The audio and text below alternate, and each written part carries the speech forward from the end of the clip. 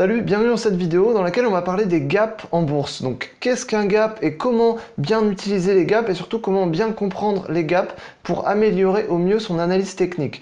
Donc je vais t'expliquer les 4 types de gaps qui existent sur les marchés boursiers. Donc je vais t'expliquer tout ça dans cette vidéo. Donc déjà il faut savoir qu'est-ce qu'un gap en bourse. Un gap en bourse c'est simplement un trou de cotation. C'est une zone dans laquelle on n'a pas eu de cotation.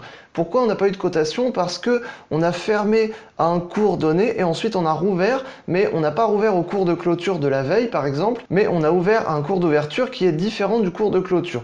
Donc souvent les gaps se produisent ou alors le week-end sur le marché du Forex, puisque le Forex c'est un marché qui est ouvert du lundi au vendredi, et donc du coup on n'a pas de cotation le week-end et c'est ce qui peut créer des gaps. Et sinon sur les marchés actions et sur la plupart des marchés ça peut se créer la veille au lendemain puisque les cotations s'arrêtent tous les soirs. Donc du coup un gap c'est simplement une discontinuité des cours de bourse entre deux séances. Les ordres se sont accumulés quand le marché était fermé et à l'ouverture les ordres ont tous été mis en relation et c'est ce qui a créé un décalage sur le cours. Donc sur le marché des actions il peut y avoir des gaps quasiment tous les jours puisque la cotation s'arrête tous les jours en fin de journée, et sur le Forex il peut y avoir un gap uniquement le week-end puisque les cotations sur le marché du Forex s'arrêtent le week-end. Donc ensuite ce qu'il faut savoir sur les gaps c'est qu'il existe 4 types de gaps. Donc il y a 4 types de gaps en bourse qu'il faut connaître et tous les gaps ne se comprennent pas de la même manière et ne s'utilisent pas de la même manière quand on va faire une analyse sur les marchés. Donc le premier gap qu'il faut connaître c'est le gap de rupture. Le gap de rupture ça va être un gap qui va être vraiment très important et qui va marquer une rupture. Donc c'est un gap qui va casser un support ou une résistance, qui va casser une moyenne mobile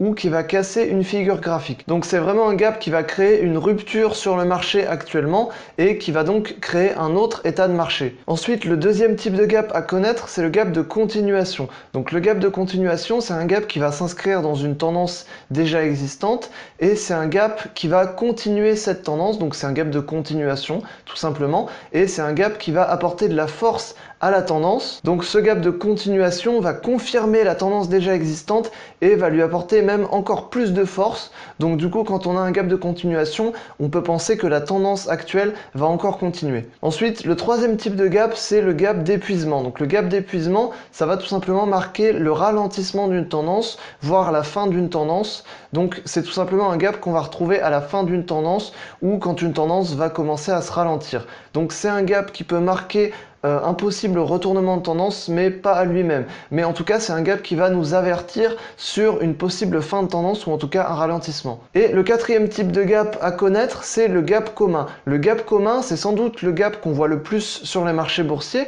C'est un type de gap qui est vraiment très fréquent et c'est un type de gap qu'on retrouve quand on a une phase de consolidation ou quand on a un manque de liquidité. Donc c'est un gap qu'on retrouve fréquemment sur les marchés et souvent ça va être simplement sur des petits décalages puisque ça va être souvent en phase de consolidation ou alors dû à des manques de liquidité sur les marchés. Donc ça va créer des petits gaps mais on va pas vraiment pouvoir le compter comme un vrai gap dans notre analyse. Ensuite au niveau du comblement des gaps, en analyse technique il y a une légende, enfin entre guillemets une légende qui dit que tous les gaps doivent être comblés. C'est-à-dire que quand on a un gap, un trou de cotation à un moment donné, alors ce trou de cotation à un moment sera comblé par le prix. Mais en réalité ça dépend du type de gap puisqu'il y a des types de gap qui sont souvent comblés par rapport à d'autres. Donc d'où l'utilité de connaître ces types de gaps et de savoir bien les détecter. Les gaps de rupture et les gaps de continuation souvent ne sont jamais comblés. Pourquoi? Parce qu'ils s'inscrivent dans une tendance. C'est des gaps qui vont ou alors initier une tendance ou alors confirmer une tendance. Et donc du coup une fois qu'on est parti dans une tendance on va pas forcément revenir en arrière simplement pour combler un gap. Donc du coup les gaps de rupture et les gaps de continuation, c'est sans doute les gaps qui sont le moins souvent comblés. En revanche, les gaps communs et les gaps d'épuisement, eux, sont souvent comblés. Pourquoi? Parce qu'ils marquent la fin d'une tendance ou alors l'épuisement d'une tendance. Et donc du coup, le cours va souvent les combler puisque la tendance commence à ralentir et le cours commence à stagner. Donc le cours va combler les gaps qu'il y a eu. Voilà, donc les gaps, c'est une discontinuité des cours de bourse mais qu'on peut tout à fait trader. En revanche, si on décide de trader les gaps en bourse, il faut savoir que c'est risqué. Pourquoi c'est risqué? Parce que ça oblige de rester en position entre deux séances. On reste en position à un moment où le marché est fermé et donc forcément quand on fait ça on s'expose à un risque supplémentaire. Et c'est dangereux de trader uniquement les gaps puisque une fois le gap réalisé on n'a aucun moyen de revenir en arrière. Donc vraiment si on veut trader uniquement les gaps c'est vraiment risqué. Mais il faut savoir qu'en général quand on trade on va pas forcément chercher à trader les gaps en particulier mais on va trader un mouvement d'un actif boursier et dans ce mouvement peut s'inscrire un gap mais c'est pas obligatoire. Voilà, donc j'espère que dans cette vidéo, je t'aurai aidé à comprendre au mieux les gaps en bourse.